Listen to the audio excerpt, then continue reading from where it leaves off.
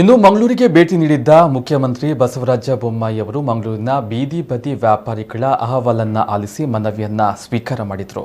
ಬೀದಿ ಬದಿ ವ್ಯಾಪಾರಿಗಳಿಗೆ ಪ್ರಮಾಣ ಪತ್ರ, ಗುರುತಿನ ಚೀಟಿಯನ್ನು ವಿತರಿಸಿ ವ್ಯಾಪಾರ ಮಾಡಲು ಅವಕಾಶವನ್ನ ಕಲ್ಪಿಸುವ ಬಗ್ಗೆ ಪರಿಶೀಲಿಸಿ ಕ್ರಮವನ್ನ ಕೈಗೊಳ್ಳುವಂತೆ ಜಿಲ್ಲಾಧಿಕಾರಿ ರವಿಕುಮಾರ್ ಅವರಿಗೆ ಸೂಚಿಸಿದರು. ಬೀದಿ ಬದಿ ವ್ಯಾಪಾರಿಗಳಿಗೆ ಪ್ರಮಾಣ ಪತ್ರ, ಗುರುತಿನ ಚೀಟಿ ವಿತರಿಸದೆ, ಪಟ್ಟಣ ವ್ಯಾಪಾರ ಸಮಿತಿ ಸಭೆಯನ್ನು ನಡೆಸದೆ ಬೀದಿ ಬದಿ ವ್ಯಾಪಾರಿಗಳ ಮೇಲೆ ದಾಳಿಯನ್ನು ನಡೆಸ್ತಾ ಇರುವುದು ಒಂದು ಕಡೆಯಾದರೆ, ಇನ್ನೊಂದೆಡೆ ಫಲಾನುಭವಿಗಳ ಸಮಾವೇಶಕ್ಕೆ ಬೀದಿ ವ್ಯಾಪಾರಿಗಳನ್ನು ಆಹ್ವಾನಿಸಲಾಗಿತ್ತು.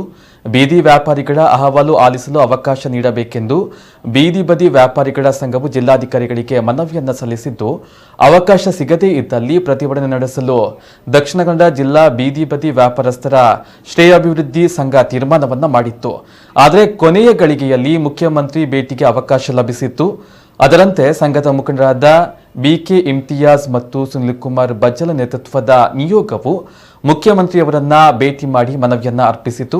ಮನವಿ ಸ್ವೀಕರಿಸಿದ ಮುಖ್ಯಮಂತ್ರಿಯವರು ಈ ಬಗ್ಗೆ ಗಮನ ಹರಿಸುವಂತೆ ಜಿಲ್ಲಾಧಿಕಾರಿಗಳಿಗೆ ಸೂಚನೆಯನ್ನ ನೀಡಿದರು. ಈ ಕುರಿತಂತೆ ಮಾಧ್ಯಮಗಳಿಗೆ ಮಾಹಿತಿ ನೀಡಿದ ಸಂಘದ ಮುಖಂಡ ಬಿಕೆ ಇಮ್ತಿಯಾಜ್, ಬೀದಿ ಬದಿ ವ್ಯಾಪಾರಿಗಳಿಗೆ ಸ್ವನಿಧಿ ಯೋಜನೆಯ ಅಡಿ ಸಾಲವನ್ನು ನೀಡಿದ್ದಾರೆ. ಆದರೆ ಬೀದಿ ಬದಿ ವ್ಯಾಪಾರ ಮಾಡಲು ಬಿಡ್ತಾ ಇಲ್ಲ. ಸಾಲವನ್ನು ತೀರಿಸಬೇಕಾದರೆ ವ್ಯಾಪಾರಕ್ಕೆ ಅವಕಾಶ ಮಾಡಿಕೊಡಬೇಕು. 667 ಮಂದಿಗೆ ಗುರುತಿನ ಚೀಟಿ ನೀಡಿಲ್ಲ. ಪಟ್ಟಣ ವ್ಯಾಪಾರ ಸಮಿತಿಯನ್ನು ರಚಿಸಿದ್ದರೂ ಸಭೆಯನ್ನ ಕರೆದಿಲ್ಲ. 667 ಮಂದಿಗೆ ಅನ್ಯಾಯವಾಗಿದೆ.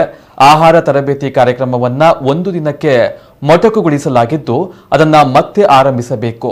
ಯಾವುದೇ ಕಾರಣಕ್ಕೂ ಅನ್ಯಾಯದ ದಾಳಿಗಳು ಆಗಬಾರದು ಎಂದು ಮುಖ್ಯಮಂತ್ರಿಗೆ ಮನವಿಯನ್ನ ಮಾಡಿದ್ದೇವೆ. ಗುರುತಿನ ಚೀಟಿ ವಿತರಿಸುವಂತೆ ಮುಖ್ಯಮಂತ್ರಿಯವರು ಜಿಲ್ಲಾಧಿಕಾರಿಗಳಿಗೆ ಸೂಚನೆ ನೀಡಿದ್ದಾರೆ.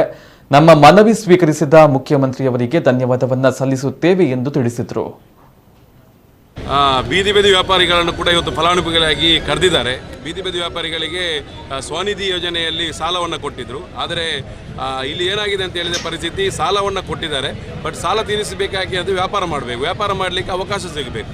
ಇವತ್ತು ಇಲ್ಲಿ ಅವಕಾಶ ಸಿಗ್ತಾ ಇಲ್ಲ. 667 ಮಂದಿಗೆ ಗುರುತಿನ ಚೀಟಿ ಮತ್ತು ID ಕಾರ್ಡನ್ನು ಇಶ್ಯೂ ಮಾಡಿಲ್ಲ. ಮತ್ತು ಅವರಿಗೆ ಪಟ್ಟಣ ವ್ಯಾಪಾರ ಸಮಿತಿಯನ್ನು ರಚನೆ ಮಾಡಿದರೂ ಕೂಡ ಸಭೆಯನ್ನು ಕರೆಯದೆ 667 ಜನರಿಗೆ ಅನ್ಯಾಯ ಮಾಡ್ತಾ ಇದ್ದಾರೆ. ಅದರ ಜೊತೆಯಲ್ಲಿ ಆಹಾರ ತರಬೇತಿ ಕಾರ್ಯಾಗಾರವನ್ನು ಕೂಡ ಒಂದು ದಿನಕ್ಕೆ ಮೊಟಕುಗೊಳಿಸಿದರು. ಅದನ್ನು ಆರಂಭ ಮಾಡಬೇಕು. ಯಾವುದೇ ಕಾರಣಕ್ಕೂ ಇಲ್ಲಿ ಅನ್ಯಾಯದ ಅಕ್ರಮದ ದಾಳಿಗಳು ನಡೀಬಾರದು ಅಂತೇಳಿ ನಾವು ಮಾನ್ಯ ಮುಖ್ಯಮಂತ್ರಿಗಳಿಗೆ ನಾವು ಮನವಿಯನ್ನು ಮಾಡಿದ್ದಾರೆ. ಅವರು ಜಿಲ್ಲಾಧಿಕಾರಿಗಳಿಗೆ ಸೂಚನೆಯನ್ನು ಕೊಟ್ಟಿದ್ದಾರೆ. ID ಕಾರ್ಡ್ಗಳನ್ನು ಕೂಡಲೇ ವಿತರಣೆ ಮಾಡಬೇಕು ಎನ್ನುವಂಥ ಸೂಚನೆ ಕೊಟ್ಟಿದ್ದಾರೆ. ಹಾಗಾಗಿ ಇವತ್ತು ನಮ್ಮ ಮನವಿಯನ್ನು ಮುಖ್ಯಮಂತ್ರಿಗಳು ಸ್ವೀಕರಿಸಿದ್ದಾರೆ.